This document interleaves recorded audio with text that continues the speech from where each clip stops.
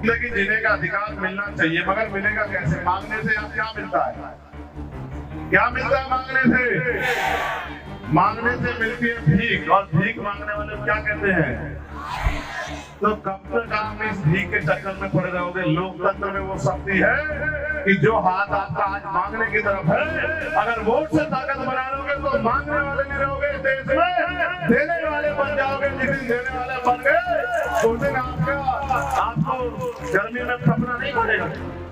बताओ, नौकरी देने की शक्ति किसके पास है? मेरे पास है या सरकार के पास है? बताओ बताओ, रोजगार देने की शक्ति किसके पास है? मेरे पास है, सरकार के पास है? बताओ बताओ, अच्छे हॉस्पिटल बनाने की शक्ति किसके पास है? मेरे पास है, सरकार के पास है? बताओ बताओ, लोग धंधे लगाने की शक्ति किसके पास है? मेरे पास है, सरकार के पास है? बताओ बताओ, अच्छे स्कूल खुलवाने की जिम्मेदारी किसके पास है? ताकत किसके पास है? मेरे पास है, सरकार के पास है? बताओ। सब कुछ तो सरकार के पास है, और आप अगर नमस्कार, मैं हूं माही सिंह और आप देख रहे हैं नेक्स्ट 9 न्यूज। इस बार के लोकसभा चुनाव में चंद्रशेखर आजाद ने नगीना सीट पर बम्पर जीत दर्ज की। उसके बाद अब उनका जो कॉन्फिडेंस है वो लगातार बढ़ता हुआ नजर आ रहा है। उसमें अगर देखा जाए तो अब चंद्रशेखर आजाद रावण तमाम मुद्दे तो उठाते हुए नजर आ रहे हैं, लेकिन वहीं मोइन खान का मुद्दा, हाथरस का मुद्दा, ये तमाम मुद्दे हैं जहां पर चंद्रशेखर आजाद ने खुलकर अपनी बात रखी और सरकार से बगावत के तौर पर भी उतर आए। अब ऐसे में अब सभी पार्टियां कहीं ना कहीं इसी फिराक में लगी हैं, जनता से जुड़ने का प्रयास कर रही हैं, और आजाद रावण भी अब दलित वोटर्स को तो साथ चुके हैं। उनका जो फोकस है वो मुस्लिम वोटर्स के लिए है। तो क्या मुस्लिमों के लिए चंद्रशेखर आजाद का कोई बड़ा ऐलान हो सकता है? वहीं नगीना सीट के लिए जिस तरीके से संसद में वो तमाम तरीके की सुविधाओं और स्किल्स की मांग करते हुए नजर आए, कहीं ना कहीं ये माना जा रहा है कि अब आजाद का जो अगला निशाना है जिस पर वो अपना दबदबा कायम रखना चाहते हैं वो मुस्लिम वोटर्स हैं। मुस्लिम वोटर्स को अगर आजाद साथ देते हैं तो जाहिर तौर पर इसका फायदा उनको 2027 के विधानसभा चुनाव में देखने को जरूर मिलेगा। वहीं अगर देखा जाए, योगी आदित्यनाथ फुल फॉर्म में आते हुए नजर आ रहे हैं, और चंद्रशेखर आजाद रावण की बात करें तो मझुआ में जाते हैं, मिर्जापुर क्षेत्र में, जहां पर वो खुलकर वहां पर भारतीय जनता पार्टी को घेरते हुए नजर आते हैं, और मिल्कीपुर सीट पर भी जाते हैं। वहां पर तमाम तरीके की बातें जनता से कहते हुए नजर आते हैं कि आप भीख क्यों मांगते हैं, आप जो दूसरों से मांगा जाए उसको भीख कहते हैं। सरकार का दायित्व है क्योंकि आपने सरकार को वोट दिया है, सरकार का काम है आपके लिए काम करना। मैं आपके लिए आवाज उठा सकता हूँ लेकिन आपके लिए काम वो सरकार ही करेगी। तो इस तरीके की बातें कहीं ना कहीं जनता के दिल को छू गई। देखिए पहले आप उनकी ये वीडियो क्या कुछ कहते हुए नजर आते हैं चंद्रशेखर आजाद रावण। आप अपना उम्मीदवार उतारने जा रहे हैं, कौन उतार रहे हैं, कब तक उतारेंगे, कौन होगा उम्मीदवार? आप लेंगे, पार्टी लेगी, कौन होगा और कब तक उतारेंगे, पार्टी का फैसला है भाई। पार्टी जब चाहे ले लेगी। नहीं, चुनाव लड़ने की तैयारी में है, उपचुनाव ना। सांसद जी आप अयोध्या आए हैं, यहाँ आज पिछड़े वर्ग की एक आज पिछड़े वर्ग की बालिका के साथ रेप हुआ है, गैंग रेप, तो क्या आप उससे से बात की थी? हमारी टीम भी जाके उनसे मिली थी। कार्रवाई हो रही है और मैं चाहता हूँ कि कठोर कार्रवाई हो, कोई निर्दोष उसमें उसका उत्पीड़न न करे, कोई दोषी बचे न। नहीं, बुलडोजरी कार्रवाई से मैं सहमत नहीं हूँ। बुलडोजरी कार्रवाई इसलिए सहमत नहीं हूँ, अपराध एक करे, आदमी करे और उसके पूरे परिवार को सजा मिले, ये नहीं होना चाहिए। न्यायपालिका पे हमें भरोसा रखना चाहिए। हमारे पीड़ित परिवार से वार्ता हुई है। मेरा ये मत है कि ऐसा ना हो राजनीतिक कारणों से निर्दोष लोगों की कार्रवाई हो। मैं चाहता हूँ कोई भी दोषी, एक भी दोषी बचे ना, लेकिन निर्दोष उसको राजनीतिक कारणों से उसको सताया ना जाए, ये भी मैं चाहता हूँ। सांसद जी आप भी सपा नेता है, सांसद जी किसी पार्टी का नेता हो, चाहे भाजपा का हो, किसी पार्टी का। सांसद क्या आप पीड़िता से मिलने जाएंगे? मैं आपसे क्या कह रहा हूँ, हमारी टीम मिलके आई है और लगातार हम लोग उनके संपर्क में हैं। और मैं फिर आपसे कह रहा हूँ, आप ये समझो, मुझे कल इस बात का दुख हुआ कि हमारे साथी निषाद जी कल रो पड़े।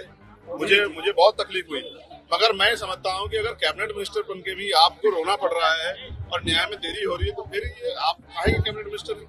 तो मैं आपको स्पष्ट रूप से कहा, मैं उनकी जगह होता तो ऐसे आरोप ऐसा अपराध करने वालों की जो है ऐसा सख्त सजा मिलती, और जो पुलिस के लोग, जिन लोगों ने लापरवाही की, उस पर भी कार्रवाई होती। तो ये सब क्या होता है, तो समझना पड़ेगा। और जिम्मेदारी ये है कि कानून व्यवस्था उत्तर प्रदेश में किस हाल की, इस बात को भी समझना पड़ेगा। कोई अधिकारी अच्छा काम करता है तो नेता उसको जो है जीने नहीं देते, और कोई उनके हिसाब से काम करता है तो फिर ये सब होता है। इसलिए मैं आपसे कह रहा हूँ, किसी भी बहन बेटी का अपमान नहीं होना चाहिए। इसलिए कठोर से कठोर कार्रवाई हो और इसकी कठोर जांच हो, क्योंकि जांच होने से ऐसा ना हो तो कोई और आदमी जो है जो लिप्त बच जाए, लेकिन कोई निर्दोष भी उस पर कार्रवाई ना, उसका भी ध्यान रखना पड़ेगा। सर जी, आप अपने नाम के सामने चंद्रशेखर रावण लिखते थे, आज हमने बोल के आपने देखा कि चंद्रशेखर आजाद लिखा। तो भैया 27 में अगर गठबंधन की बात चली सपा बसपा की तरफ से, ये बताओ, इससे मिल्कीपुर का जो नाम वाला बताओ, मिल्कीपुर की जनता को रोजगार इससे मिल जाएगा? हम मिल्कीपुर में हैं, अयोध्या के लोगों के जो मकान टूटे वापस हो जाए क्या? अकबरपुर का जो जमीन मकान जो गिरा देगा वो ठीक हो जाएगा क्या? आपके बात करो, नाम में क्या रखा है? शासन जी, एक छोटा सा क्वेश्चन, आपने सबकी आवाज सांसद में उठाई, पुलिस और अन्य लोगों की, मीडिया की भी आवाज क्या सांसद में उठाएंगे? मीडिया की हमने कहा मीडिया के लोगों को दबा जाना ठीक नहीं है, और मीडिया के लोगों की सुरक्षा व्यवस्था अच्छी हमने आवाज उठाई। आप ध्यान रखना हमारी बात, ठीक है? आखिरी बात सुनो, मिल्कीपुर हम लोग लड़ेंगे और मेरा भरोसा है मिल्कीपुर हम लोग जीतेंगे। धन्यवाद। जिंदगी जीने का अधिकार मिलना चाहिए, मगर मिलेगा कैसे? मांगने से अब क्या मिलता है? क्या मिलता है मांगने से? मांगने से मिलती है भीख, और भीख मांगने वाले क्या कहते हैं? तो कब तक आप इस भीख के चक्कर में पड़े रहोगे? लोकतंत्र में वो शक्ति है कि जो हाथ आपका आज मांगने की तरफ है, अगर वोट से ताकत बना लोगे तो मांगने वाले नहीं रहोगे देश में, देने वाले बन जाओगे। जिस दिन देने वाले बन गए उस दिन आपको गर्मी में कपड़ा नहीं पड़ेगा। बताओ, नौकरी देने की शक्ति किसके पास है? मेरे पास है या सरकार के पास है? बताओ, रोजगार देने की शक्ति किसके पास है? मेरे पास है, सरकार के पास है?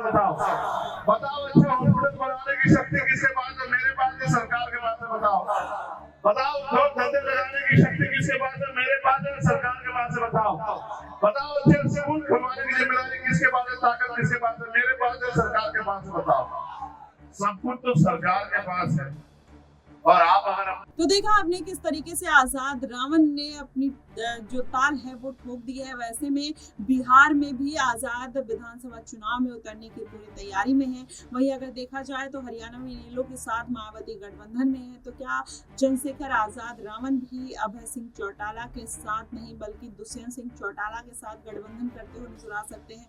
क्योंकि इस बार के जो उपचुनाव है या विधानसभा चुनाव है कहीं ना कहीं आजाद के लिए बेहद महत्वपूर्ण है। अगर वो 1 से 2 सीटें और निकाल ले जाते हैं तो जो उनका दबदबा है, जो राजनीति के एक दबदबा उनका माना जाता रहा है, उस पर बड़ा असर देखने को मिल सकता है। अगर ऐसा हुआ तो जाहिर तौर पर उनकी कहीं ना कहीं साख और पैठ बनती हुई नजर आएगी। और तमाम ऐसे मुद्दे हैं जिस पर चंद्रशेखर आजाद लगातार आवाज उठा रहे हैं और उनकी आवाज जनता को पसंद भी आ रही है।